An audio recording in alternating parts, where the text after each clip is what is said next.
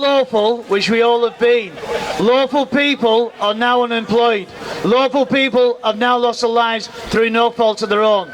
All this is under a fraud, this global fraud. You can go to your police stations and you can bring out your own private charges. Right, so if you've lost a loved one, go to your police and go to the government, and Matt Hancock is guilty of that crime. Okay, you go to them. We've got people here now, good people. Go on the internet, go to your local groups. We are now travelling around the country to make sure that you get empowered. Is it 46 or 49 have been served now? Chiefs around the country? 46, I think. Is it 46? If you're is it Crown Commissioner, Chief of Police, haven't been served, let us know. The second one we're going in 2 days now, is it? Another 2 days. They've got to follow up.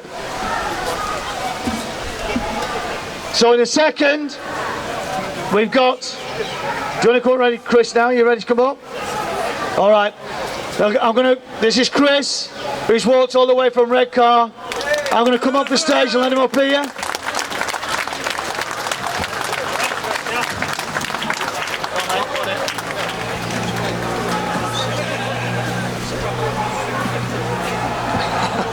There we go. Hello. So, I don't know where to begin really. I'm a working class man from Redcar in Teeside, up in the northeast of England, and I walked all the way down to London from my front door because I wanted to try and spark a debate.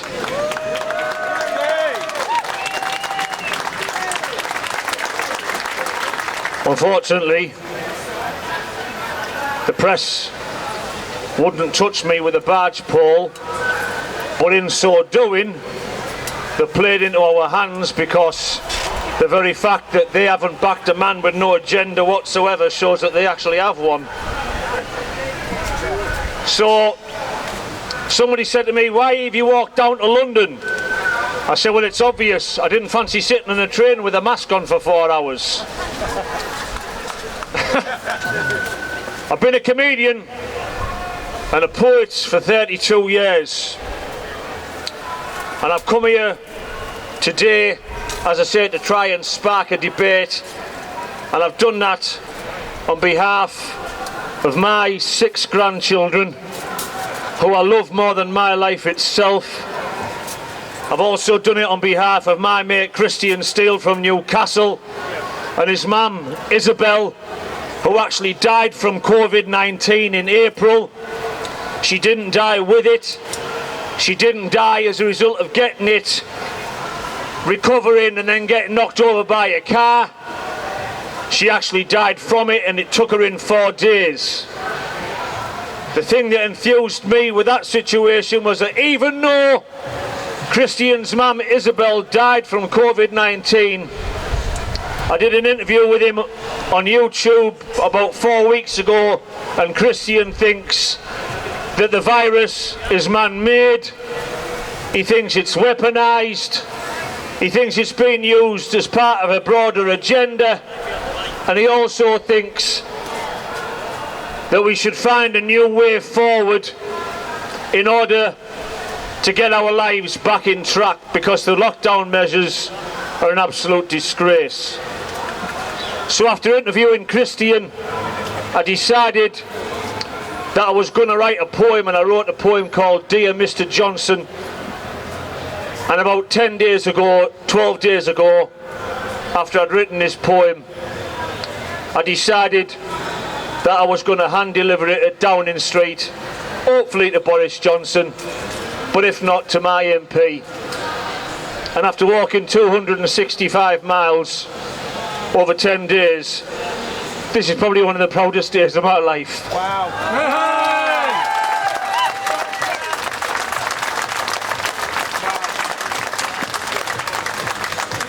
So, I'm going to read. Nice one, brother. Turn it up a bit, we all can't hear it.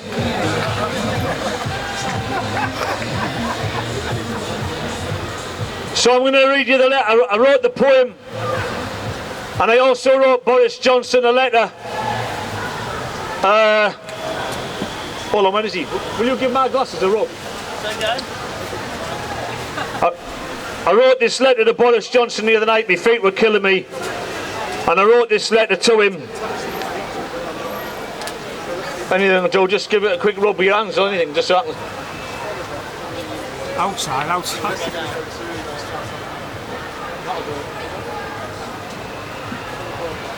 So I put this letter in with my poem, and this is what I said to him. Dear Mr. Johnson, I have walked from my home in Redcar 256 miles away, starting last Wednesday, to hand deliver to you my poem, Dear Mr. Johnson. I've done this in order to try and spark a public debate over the issue of COVID-19 and the draconian measures which have and are being introduced to defeat it. Many people are now suffering from the effects of these measures more than COVID itself, and many feel that a new way has to be found, including my friend Christian Steele, whose mum died from COVID in April. To press ahead with the present course, many feel, will lead to financial collapse of this country and create a society that is living in constant fear when there's absolutely no need. I have 6 grandchildren, and I don't want them to inherit a country such as the one that we are plunging headlong towards leaving them. Since I watched you on TV a couple of weeks ago talking about the pandemic ushering in a reset, ushering in economic and social changes, and since I read Matt Hancock's piece online about it ushering in the 4th industrial revolution and the rise of artificial intelligence in the workplace, the future of my grandchildren, working class children, doesn't look so great. Your family are rich and powerful. My family are working class and struggle. You were born, groomed to lead. I was born and expect to follow. You were educated at Oxford and Eton.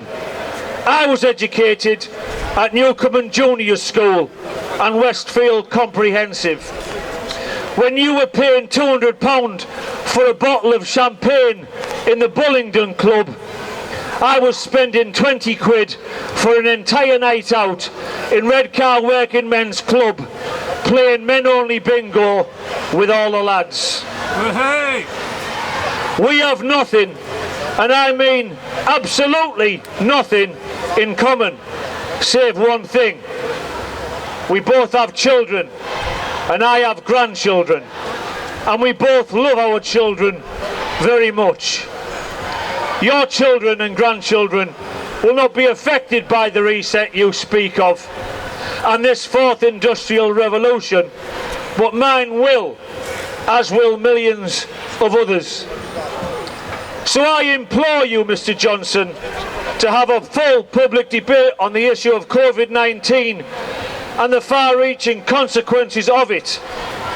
Don't just dictate to us when it's we that will be so massively affected. We have to find a way to deal with the virus which protects the vulnerable if they so wish to be protected, but which ensures that the rest of us who have the strength to overcome the virus or don't even get sick can get on with our lives. So stopping the misery and fear which is all around us and the collapse of everything that we know and love. Boris, let's talk like men. We both know, you and me, you at the top and me down here at the bottom, that you answer to big business before you answer to us, the people. All prime ministers have done this for decades. The banks, global companies, oil companies, pharmaceutical companies, etc., call the shots. It's they who are wanting this reset. It's benefits, not us. I beg you, Mr. Johnson, break with this tradition. Put us, the people, first this time. Pull back from this course. Let's come together to find a new way, a way that benefits us all and not just the few. A way that shows respect to those who died from COVID and their families, which protects the vulnerable if they want it, but which allows the majority to live their lives and not in the new normal or the reset world you spoke of, but the old normal where children like mine still had a chance. Give my children a chance. Listen to us, the people, and not the few at the top. And here's my poem. Dear Mr. Johnson, can you tell me what you're doing? You're putting everybody into debt, hardship and financial ruin. You're taking away my motivation, my hope and self-respect. I didn't vote for it to be put in this situation when it was you I decided to elect. Because of your knee-jerk COVID policy, you brought this country to its knees. People are living their lives on the edges of knives, so stop this madness, please. I supported you when we first went into lockdown. I defended you and had your back. I told the Liberal left to back right off when you were the focus of their attack. But all the things you wanted to do are done. All your targets are now achieved. All the measures you put into place have worked and stopped more families being bereaved. So what's the legitimate reason now for taking away more of our rights and enforcing rules that make no sense, like closing the country down at 10 o'clock at night? The death toll is now so low that the introduction of further measures simply do not justify the removal of life's pleasures. You're taking away our ability to live. You're making our youth give up their lives ahead. You're restricting our majority's want to give to life for the sake of a minority who are dead. Yes, I respect those who've fallen. And in a perfect world, I wouldn't want to see any loss of life. But this world is far from perfect, and death comes to us all, like love or strife. You've been dictated to by the press. I can see that now and from the very start. You and our politicians didn't want to get attacked by them, so you appease them and play your part. But playing your part is leading so many people into their darkest night. And these lockdown laws are breeding a population that's going down without a fight. Alcoholism and drug abuse are going through the ceiling. Domestic violence is all around but not getting looked at because our police are too busy kneeling and harassing people for posting on social media and speaking out their truth. And all this madness is taking away our children's innocence. It's stealing from them their youth. Lethargy is in abundance, so is suicide. All this misery and aggression, it's just so difficult for some to hide. Your measures are taking away our hearts. You're taking away our souls. You're taking away our hopes and our ambitions, all our aims and all our goals. People are struggling to make ends meet. They're feeling down and so depressed. They're carrying anxiety around like Aldi shopping bags. They're feeling confused, lost and depressed. I want to ask questions without being trolled online. I want to get my answer. I want to be filled with honest truth, not eaten away with lies and cancer. We need you to remove this darkness and replace it with our light. We cannot find a path to a loving life because we cannot escape this night. We want the threat of forced, unsafe vaccinations removing. We want our children's lives to be safe and clean. We don't want to live the new normal nightmare through being force-fed fear with this 19. So come on, Mr. Johnson, stand up proud and tall. Justify the vote you got from Labour's Fortress North and its red wall. And before I go any further, and the Liberal left say I've got for what I voted, Keir Starmer and Labour have backed you over your COVID policy, so let that point be noted. Labour wouldn't have done things any differently. They too would have locked us down. They too would have caved into the media's Project Fear and watched people swimming in a sea of hopelessness to drown. Let it be said that people have now had enough. They're feeling more desperate and angry than afraid. So please, Bojo, give us back our mojo. Yours sincerely, Chris McGlade.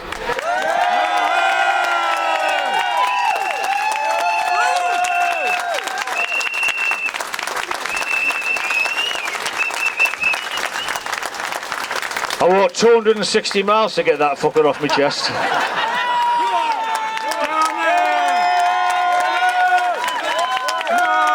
I've been walking like a Japanese prisoner of war for the last 105 miles. But I'll tell you what it is, right? All rhetoric aside, what they'd want, there was one day this week when me and a black guy called Carl Cave walked through a really, really posh village in Leicestershire. And we held hands, did me and Carl. I looked like a tramp and he was a black man, and he went, fucking hell, the curtains will be twitching round here when they see me and you walking through this village, right? And I said, will they not? I said, but do you want to know what it is, Carl? Two men, one from Leicestershire and one from Teeside, walking through a Tory village like this, holding hands, is something that strikes fear into the heart of the establishment. Because at the end of the day, that's what they don't want.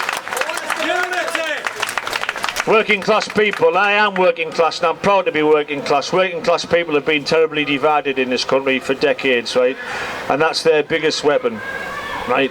We have to start coming together. We have to start loving each other a bit more. Apart from the birth of my grandchildren, this is the proudest day of my life. And I want to say, finally, to the policemen watching, at the end of the day, I know you're only doing your job, lads, right? But these are peaceful, law-abiding people. Show them a bit of respect. And vice versa. Those lads are only doing their job, so show them respect as well. Thank you for letting me speak. This is on behalf of my friend Christian Steele, whose mum died of COVID-19 in April. And it's also on behalf of 7 people. My daughter, Laura Louise McGlade. My grandson, Lucius Thomas Hill.